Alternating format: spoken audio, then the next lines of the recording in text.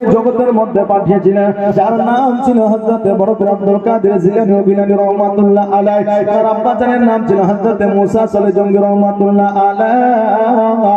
ও বিরাদার, মুসা সলে জঙ্গি আমেরিকার বুকে একটা মসজিদে আপনার জুম্মার ইমামতি করতে একদিন তাহাজ্জুদের নামাজ পড়িয়া আল্লাহর দরবারে হাত দুখানা উত্তোলন করে বলে, আল্লাহ গো, আজকে আমি এতদিন পর্যন্ত বিবাহ করেছি, আমার সংসারে এখনো পর্যন্ত একটা সন্তানাদি আসে নাই, এখনো পর্যন্ত আপনি সন্তানাদি দেন নাই। আল্লাহ, আজকে আপনার কাছে আমি দোয়া করতেছি, দোয়া চাইতেছি, আল্লাহ আমার বাড়িতে একটা সুন্দর একটা সন্তান দান করে আমি যেন সন্তানের বাবা হইতে পারি। আমার আল্লাহ পাক রব্বুল আলামিন গায়বী আওয়াজ দিয়ে বলে, মুসা সরে জঙ্গি যাও যাও যাও, আমি আল্লাহ প্রত্যেকের ভালো চাই, আমি আল্লাহ প্রত্যেক বান্দার জন্য আমি ভালো চাই। ওরে মুসা সরে জঙ্গি শোনো, আমি আল্লাহ তোমার স্ত্রী গর্ভে আমি দুনিয়ার যেমন তেমন সন্তান দিলাম না, দুনিয়ার সাধারণ সন্তান আমি দিলাম না, আজকে তোমার স্ত্রীর গর্ভে আমি আল্লাহ একজন ওলি পাঠায়া দিলাম। জোরে বলেন সুবহানাল্লাহ।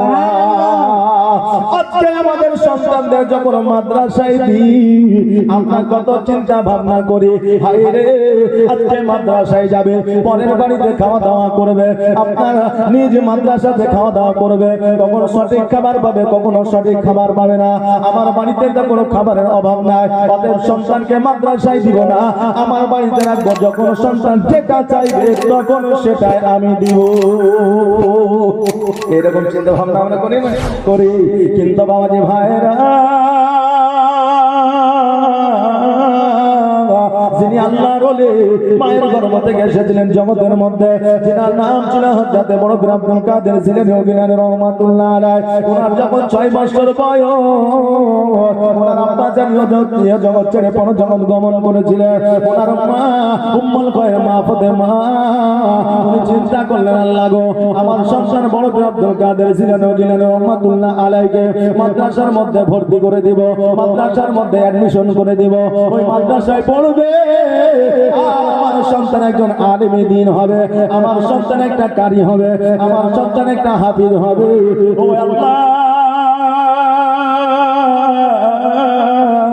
আমি যদি কাফেলা পেয়ে যাই, আমার সন্তানকে এই বাগদাদ শরীফ থেকে আমি এই জিলানী আপনার এই জিলানী শহর থেকে বাগদাদ শরীফে পাঠিয়ে দিব মাদ্রাসায় শিক্ষা অর্জন করার জন্য। জোরে বলেন সুবহানাল্লাহ। কাফেলা বলতে বুঝেন, কাফেলা বুঝেন, আগের মানুষ যখন কাজে যাইতো তখন তো এত আপনার উন্নত দেশ ছিল না, টোটো ছিল না, গাড়ি ছিল না, এত আপনার উন্নত ছিল না, তখন ট্রেনের মধ্য দিয়ে কলকাতা গেলে আপনার 2 দিন লেগে যেত। এই জন্য মানুষ একসঙ্গে যাইতো, 10 জন 12 জন 7 জন 5 জন করে যেত, কারণ রাস্তার মধ্যে ডাকাতি হইতো, চিন্তায় হইতো, এই জন্য একাই যাইতো না। আর এখন একাই তো দূরের কথা, একদিনে যায় একদিনে চলে আসে, কত আমরা উন্নত। আমার বড় পীর আব্দুল কাদের জিলানী গিলানী রহমাতুল্লাহ আলাইহি কাফেলার সঙ্গে মাদ্রাসায় পাঠাবে, 10 জন মিলে 20 জন মিলে দেশ থেকে যখন বিদেশে যায় ওটাকে কাফেলা বলা হয়। এবার আমার উম্মুল খায়র মা ফাতেমা এবার কাফেলার জন্য আপনার বার হলেন খোঁজার জন্য।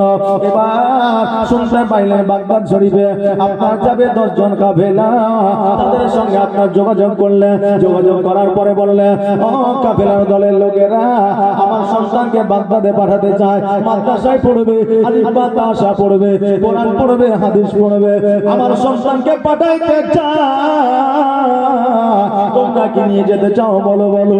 এবার বলবো, তোমার সন্তানকে যদি আমাদের সঙ্গে পাঠায় আমরা কেন নিয়ে যাব না? একটা সন্তান মাদ্রাসায় পড়বে, আলেম হবে, এটা তো আমাদের ভালো কথা, এর জন্য কেন নিয়ে যাব না? এবার বললো, কবে যাবেন? বলে আগামী কালকেই যাব। আমার উম্মুল খায়র মা ফাতেমা বাড়ির মধ্যে আসলে, আসার পরে পরের দিন সকালবেলা নিজের সন্তানকে গোসল বানিয়ে দিলেন, চোখে সুরমা লাগা দিলেন, মাথায় টুপি পরিয়ে দিলেন, গায়ে পাঞ্জাবি পরিয়ে দিলেন, পায়ে চপ্পল পরিয়ে দিলেন। আর 16টা দিন আমার বড় পীর আব্দুল কাদের জিলানী গিলানী রহমাতুল্লাহ আলাইহির 8টা করে 2 বগলে সেলাই করে দিলেন। জোরে বলেন সুবহানাল্লাহ।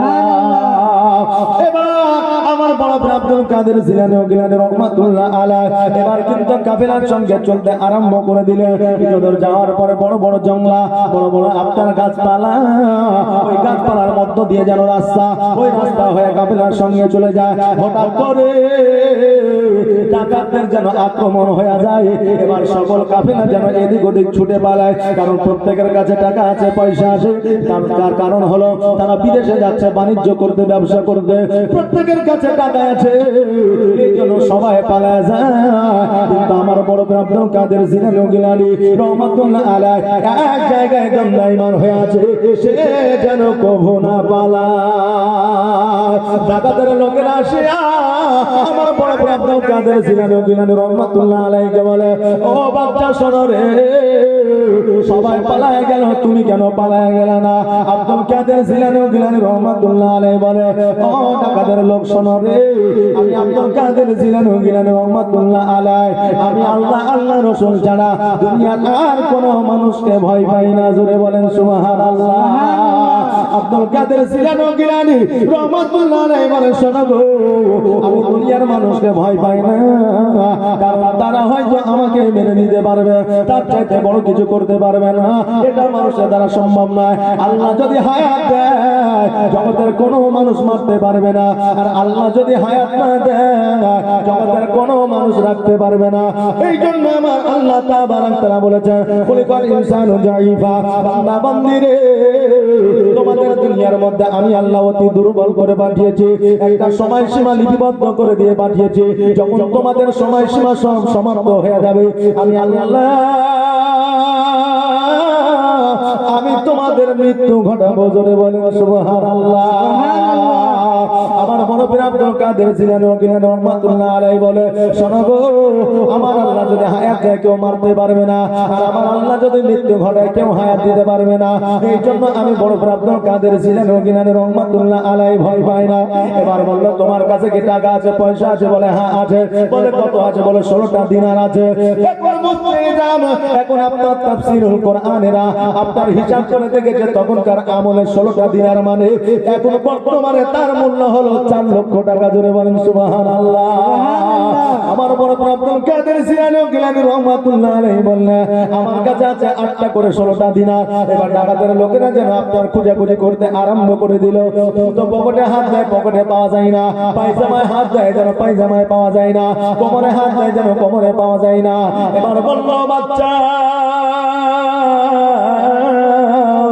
তোমার কাছে তো কিছুই না, বাচ্চা হইয়া তুমি কেন মিথ্যা কথা বলো? আমার বড় পীর আব্দুল কাদের জিলানী ও গিলানী রহমাতুল্লাহ আলাইহি বলে, শোনো গো, আমি বাচ্চা হইতে পারি, কিন্তু আমার মা ওই রকম শিক্ষা আমাদের দেয় না যে আমি এই অবস্থায় মিথ্যা কথা বলবো। আমার কাছে টাকা আছে, পয়সা আছে, আমার কাছে দিনার আছে। বলে, আমাদের টাকা আমাদের সরকারের কাছে চলো, তোমার কাছে কি আছে আর কি না আছে আমাদের সরকারি বাহির করে নেবে। আমার বড় পীর আব্দুল কাদের জিলানী ও গিলানী রহমাতুল্লাহ আলাইহি সঙ্গে করে নিয়ে গেলেন। নিয়ে যাওয়ার পরে এবার ডাকাতের সর্দারের সম্মুখে আপনার হাজির করে দিলেন। ডাকাতের সর্দার বলে, বাচ্চা রে, তোমার কাছে নাকি টাকা আছে, কিন্তু আমার লোকেরা খোঁজাখুঁজি করেছে, তোমার কাছে তো টাকা পাইনি, পয়সা পাইনি, তুমি মিথ্যা কথা কেন বললা? আমার বড় পীর আব্দুল কাদের জিলানী বলে, আমি মিথ্যা কথা বলি না, আমার মা জননী আমার 2 বগলের মধ্যে 8টা করে 16টা দিনার সেলাই করে দিয়েছে। ডাকাতের লোকেরা যখন আমার বড় পীর আব্দুল কাদের জিলানী ও গিলানী রহমাতুল্লাহ আলাইহির বগলে হাত দিলেন, খোদার কসম করে বলি একটাও দিরহাম কম ছিল না, 16টা দিনারই ছিল। জোরে বলেন সুবহানাল্লাহ। এবার ডাকাতের লোকেরা টাকাগুলো করে নিল। ডাকাতের সর্দার বলল, আব্দুল কাদের জিলানী, আজকে যদি তুমি মিথ্যা কথা বলতা, তোমার কাছে টাকা নাই, পয়সা নাই, এই কথা যদি বলতা, তাহলে আজকে তুমি বাচ্চা ছেলে, তোমাকে ছেড়ে দিতাম, কিছুই বলতাম না। অতএব সত্য কথা বললা বলে আজকে তোমার টাকাগুলো আমরা চিন্তায় করে নিলাম। আমার আব্দুল কাদের জিলানী ও গিলানী রহমাতুল্লাহ আলাইহি বলে, ও ডাকাতের সর্দার শোনো, আমার মা আমাকে ওই রকম শিক্ষা দেয় না।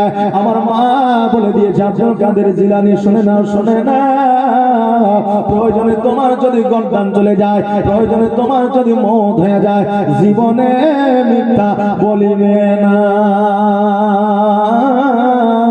ও বাবাজি ভাইরা, আমার মায়েরা, আমার ডাকাতের সর্দার বলল, এই আব্দুল কাদের জিলানী, আজকে তুমি বাচ্চা হইয়া যদি তোমার মুখ দিয়ে যদি মিথ্যা কথা না বাইর হয়, আজকে আমি সর্দার এত বড় হয়েছে, আমি মিথ্যা কথা বলি, কারো মা তো মিথ্যা শিক্ষা দেয় না, কারো মা তো অন্যায় শিক্ষা দেয় না, কারো মা তো কোনো ছেলেকে ডাকাত বানায় না, চোর বানায় না, কারণ প্রত্যেকের সন্তানের প্রতি আশা, আমার ছেলে ডাক্তার হবে, মাস্টার হবে, উকিল হবে, হাকিম হবে, আমার সন্তান আলেম হবে, কারি হবে, মৌলানা হবে, আমার সন্তান সম্মানীয় লোক হবে, এটা প্রত্যেকটা বাপ মায়ের আশা।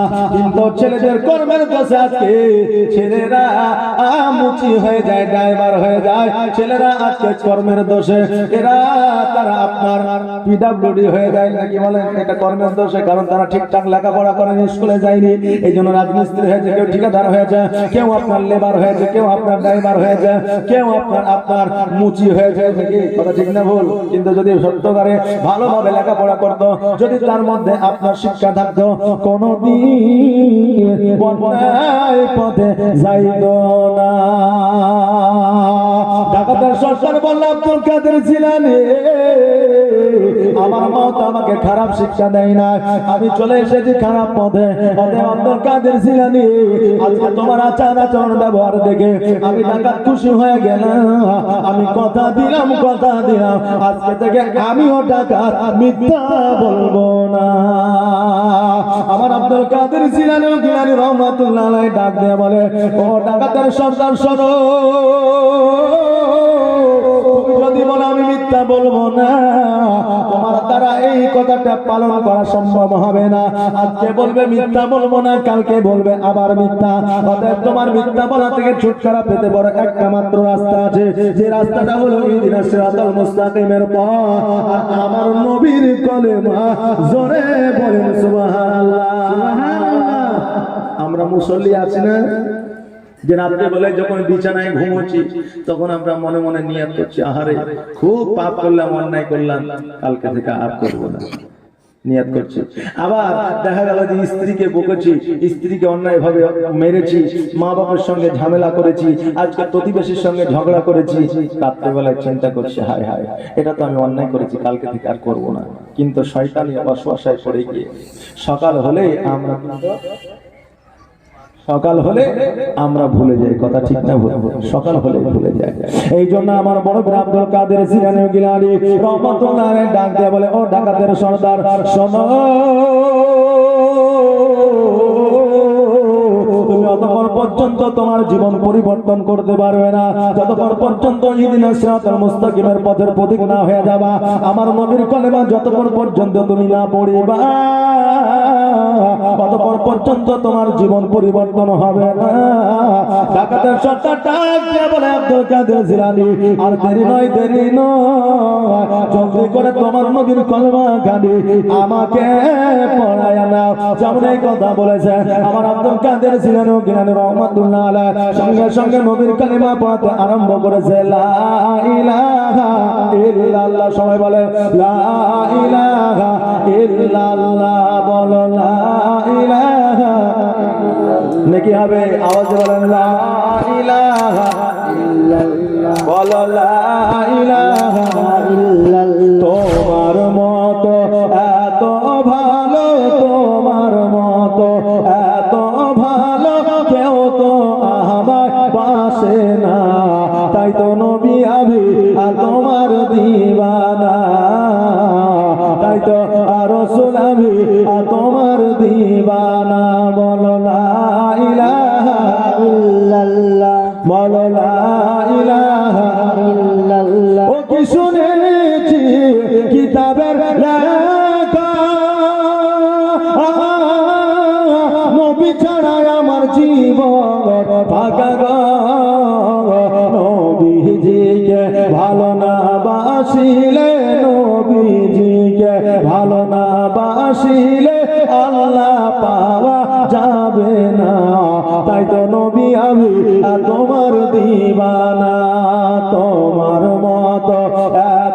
ভালো তোমার মতো, এত ভালো কেউ তো আমায় বাসে না, তাই তো নবী আমি তোমার দিবানা। লা ইলাহা ইল্লাল্লাহ, বলো লা ইলাহা ইল্লাল্লাহ, বলো লা ইলাহা ইল্লাল্লাহ, বলো লা ইলাহা ইল্লাল্লাহ মুহাম্মাদুর